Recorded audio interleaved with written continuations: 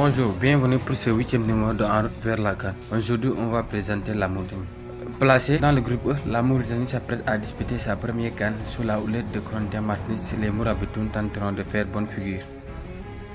La Coupe d'Afrique des Nations accueille un nouveau invité. Lors de cette édition, la Mauritanie comme le Burundi et Madagascar, les Mourabitoun, surnom de la sélection nationale, vont faire en Égypte leur grand début dans la compétition reine africaine et ce n'est que mérité. Depuis plusieurs années maintenant, la Mauritanie a pris un important virage et a su développer son football à la tête de la fédération de football. Le très jeune mais non moins excellent Ahmed Yahya. Ce dernier a récemment été réélu pour un troisième mandat de 4 ans et siège désormais au comité exécutif de la CAF. Sur son exit et celui de Corentin Martins, le sélectionneur national, le football mauritanien est sorti de la léthargie. La Mauritanie a réalisé une belle campagne de qualification au sein d'un groupe homogène avec le Burkina Faso, demi-finaliste en 2017, l'Angola et le Botswana. 4 victoires et 2 défaites plus tard, voilà les Mourabitoun présents pour la grande messe africaine et les rêves les plus fous sont désormais possibles. Placés dans le groupe E, en compagnie de la Tunisie, du Mali et de l'Angola, la Mauritanie a son mot à dire en dépit d'une poule plutôt relevée. Corentin Martins pourra compter sur une équipe rodée qui possède quelques atouts offensifs en l'instar de Diakité ou de Hassan El Eid.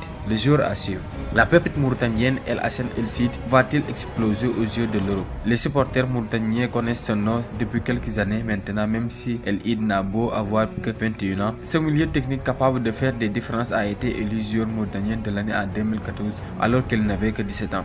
Il formé à Lassac Concorde Nouakchott et aujourd'hui avec les équipes de zone de la Real Valladolid. Autour d'une très bonne saison avec 22 titularisations, le premier joueur mauritanien de l'histoire à fouler une pelouse en Espagne a été récompensé en entrant en jeu contre Zéron lors de la 34e journée de la Liga cette saison. Peut-être le début d'une belle histoire qui pourrait se poursuivre sur les pelouses égyptiennes.